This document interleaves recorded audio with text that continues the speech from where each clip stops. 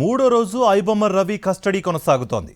మొన్న చంచల్గూడ జైలు నుంచి రవిని సిసిఎస్కు తీసుకొచ్చారు పోలీసులు.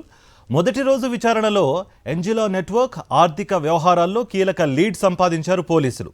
ఐపీ మాస్క్ చేసి అనధికారిక వెబ్సైట్స్ కొన్ని ముఠాలు నిర్వహిస్తున్నట్టుగా గుర్తించారు. ఐపీ మాస్క్పై పోలీసులు ఆరాధిస్తున్నారు. ఇక pan websites, piracy videos upload చేస్తున్న వెబ్సైట్స్ క్లోజ్ చేయాలని పోలీసులు చూస్తున్నారు.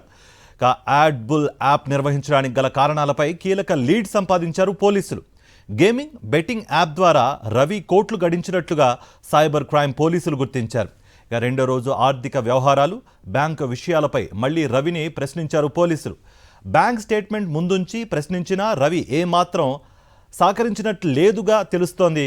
ఇక మూడో రోజు చివరి రోజు కావడంతో వీలైనంత వరకు సమాచారం రాబట్టాలనే ప్రయత్నంలో పోలీసులున్నట్టుగా సమాచారం. ఇవాల్టితో కస్టడీ ముగియనుండడంతో సాయంత్రం ఐబొమ్మ రవిని నాంపల్లి కోర్టులో హాజరుపరచనున్నారు పోలీసులు.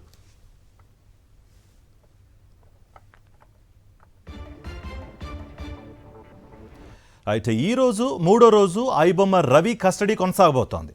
మొన్న చంచల్గూడ జైలు నుంచి రవిని సిసిఎస్కు తీసుకొచ్చారు పోలీసులు. మొదటి రోజు విచారణలో ఎంజిలా నెట్వర్క్ ఆర్థిక వ్యవహారాల్లో కీలక లీడ్ సంపాదించారు పోలీసులు. ఐపీ మాస్క్ చేసి అనధికారిక వెబ్సైట్స్ కొన్ని ముఠాలు నిర్వహిస్తున్నట్టుగా గుర్తించారు. ఐపీ మాస్క్పై పోలీసులు ఆరాధిస్తున్నట్టు సమాచారం. Pan websites, piracy videos upload చేస్తున్న వెబ్సైట్స్ క్లోజ్ చేయాలని పోలీసులు చూస్తున్నారు.